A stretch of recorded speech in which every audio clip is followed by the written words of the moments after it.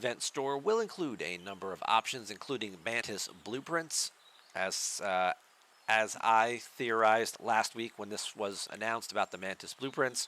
You will be capped at 25.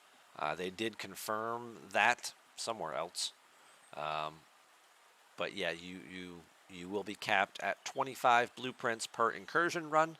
So that means that if you did the Elite Battle Pass back in August, you've got 50 blueprints sitting there waiting.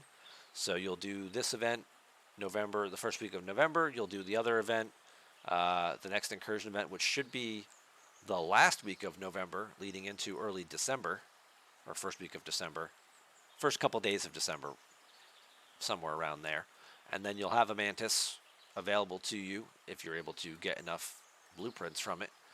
Anybody who's strictly free to play, who doesn't have any blueprints yet, should be looking at late January, early February for being able to unlock it for free if you participate and get all 25 blueprints per incursions run.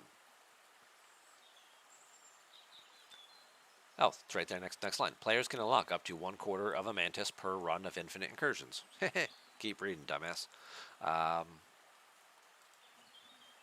Wish it was the old token, but still whatever, a fourth unlock of Mantis better than you hoped for. I mean, if they had done it and only been like, oh yeah, it's like Cosmic Cleanup, but you only get 10 a month, people would have lost their shit. They'd have been like, I've already been sitting here waiting for, several months now. And people have had a pretty exclusive way to get this. On the other hand, people who bought the Mantis apparently are pissed that they didn't have the exclusive nature long enough. I guess 4.5 months to them isn't a long enough time frame of having it exclusively theirs. So they're pissed off and thinking that they want their money back.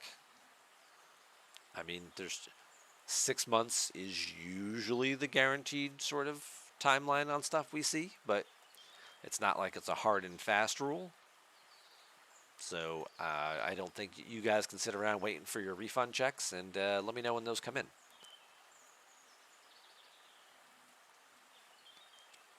The Mantis event is broken, I hear daily. It's not broken. You can do it. It's just more difficult to do in certain systems on certain servers. It does make it a little more challenging and or time consuming. If the system you're ideal to grind in is level 37 hostiles and the apex in that 37 system is broken, you have to go down to 36. It's going to take longer. It's going to be a little more crowded because the people who could be doing 37s are doing 36s, and the people who can just be doing 36s are doing 36s. But it's not like it's impossible for you to finish the event. You can still do it. You can still accumulate however many things you need to do so, so you can do your turn-ins. It just takes you longer. Or you have to use a different ship, or you have to go up to a 38 system, and then you don't get a full pull of everything, or the 39 system. You don't get a full hull worth of stuff, but you still get enough to do turn-ins. And it varies server to server in terms of which, Axion guys are stuck in which system. So it certainly is more challenging for some people on some servers compared to others. But I haven't heard anybody say it's absolutely impossible to do. There's no mobs that spawn in these systems, or the things that do spawn don't give any of the buffs. Like, that would be, it's impossible to do and it's broken. It's defective, but it still works. It just doesn't work the way it's supposed to.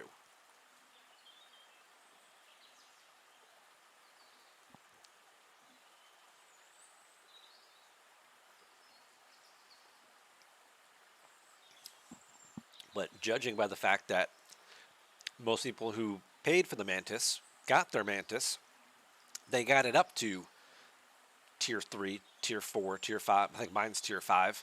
Some people are even higher that they've gone by that without, buying the packs with the parts. It's not a broken mechanic. It's defective. It's damaged. It should be working better.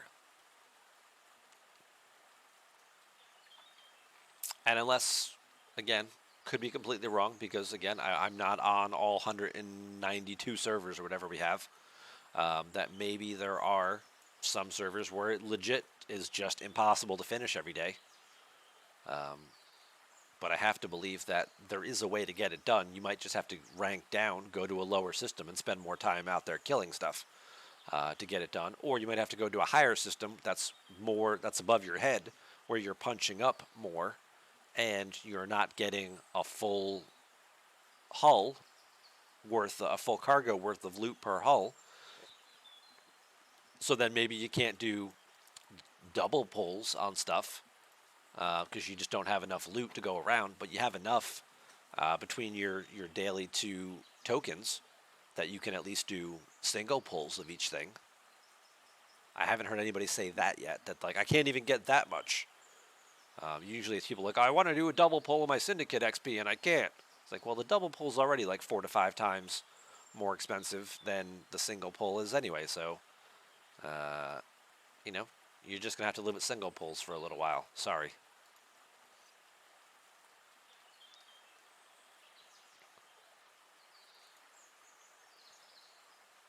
Have I considered making another 190 accounts? Yeah. If I paid for a toy from a store and it came missing pieces, would you not want some compensation?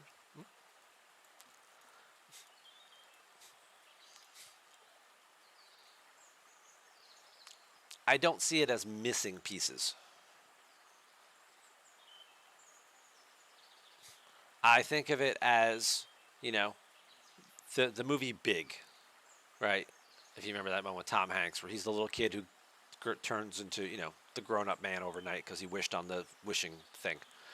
They're sitting in a room in that movie and they're talking about designing a new toy and they're designing a new transformer. And the transformer transforms into a building. And he's just like, I don't get it. What's fun about it being a building? Like, it doesn't do anything. Like, it transforms into something, it just doesn't do anything. That's kind of more of a better analogy. Like, it's a toy, it's a robot, it works. Its second feature is to transform into something else. The thing it transforms into is just lame and doesn't do anything. I think that's a little bit more than a little more accurate than just saying, "Oh, the Mantis is broken; it doesn't work."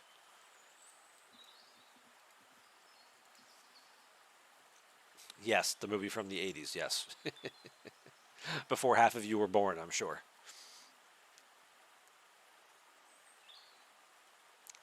What kind of content creator am I? Not having an account on every server? Yeah.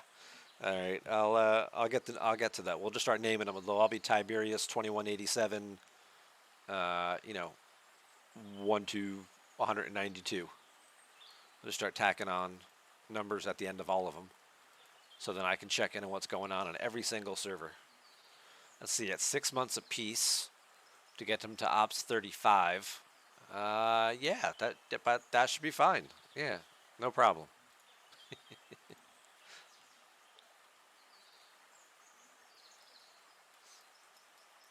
But I mean, should they throw?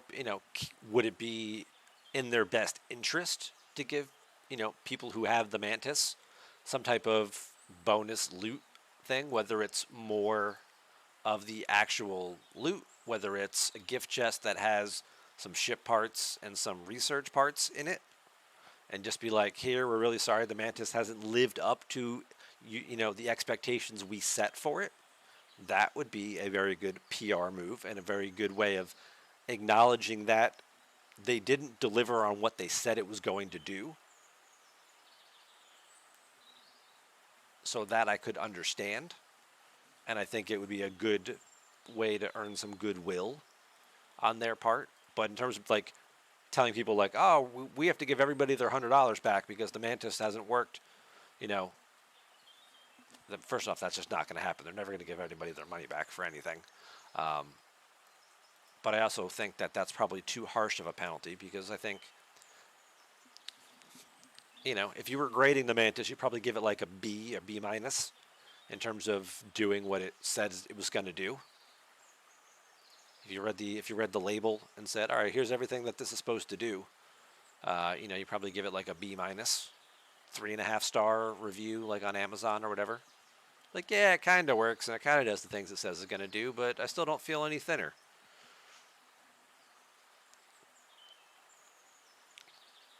Yeah, exactly. Small oopsie chest, something like that.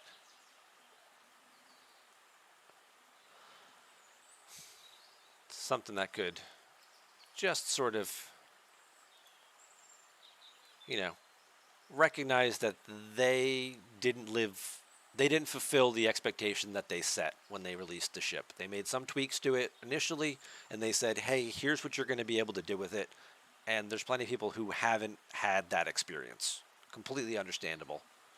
And yeah, and especially with them coming out here. Hey, Mad Dad, 316. Uh-oh, don't open a can on me. Um, Thank you for the follow. Welcome to the show. Uh, but yeah, something to just sort of be like, hey, we haven't lived up to our end of the deal on this one in terms of what we said it could do.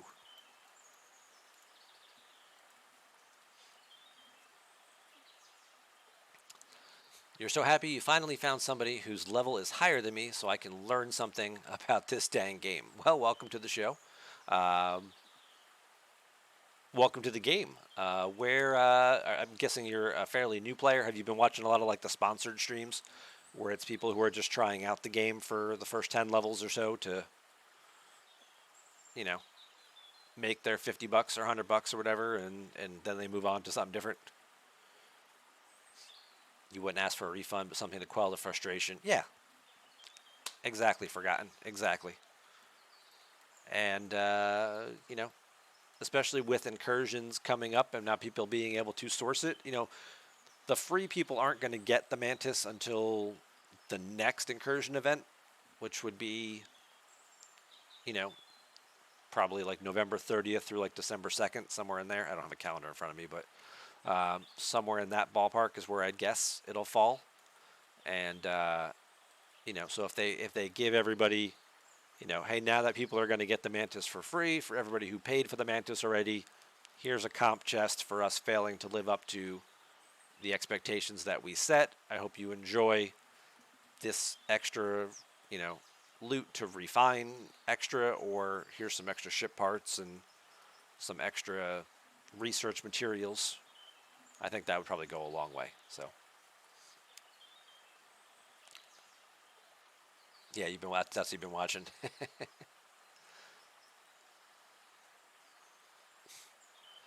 It's also ridiculous they sponsor all those randos and not, me and Rooster and people who actually play this game. Hey, they're just trying to get their product out there to as many new people as they can as cheaply as possible. That's just, marketing 101, right? So if they can put things out there and they can take people from other gaming communities and then get them to demo the game and like the game, maybe they're putting their product in front of hundreds or possibly thousands of different eyeballs than people who normally look at it. It's all it is that's the marketing strategy to try and grow the community. Um, you know, Paying me to retain their existing customer base, would be nice too. But as the old saying goes, it's a lot easier to retain an existing customer than it is to go out and find a new one. So this is their strategy for how to go out and find new customers.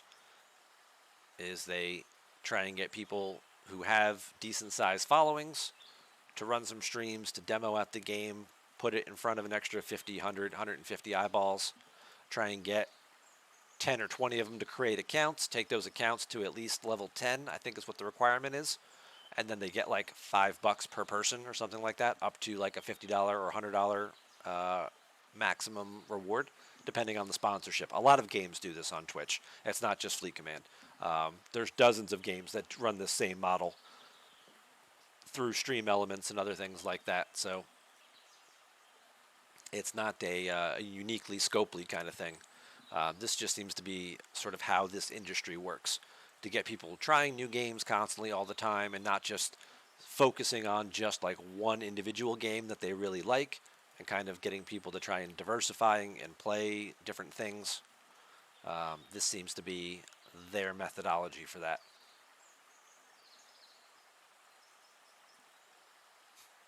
You guys keep the players here. Yes, yes, we do. And thank you for noticing. We try. We try and keep the players happy, and we try to just explain stuff to the players so the game makes more sense. So at least they can understand it. Because I think the other thing too that I've learned in my own life, most people get mad and frustrated based on their expectations. And as we just talked about the Mantis, I expected it to do something. It didn't do exactly what I thought it was supposed to do, and now I'm mad about that. If I had a different expectation of what it was supposed to do, I might be happy with it. That's where that expression like you under promise and you over deliver comes from, because you're setting a different expectation for people. If I tell you I'm going to go, make dinner for you and it'll be ready in 2 hours, and I put it on the table in 90 minutes, you're happy. You're like, oh wow, this dinner was great, and you got it out in 90 minutes instead of 2 hours. This is awesome. If I tell you it's going to take an hour, and I don't get it on the table for 90 minutes, now you're pissed because you've been sitting there waiting for it for an extra half hour, and you're like, what the hell? You told me it was only going to take this long.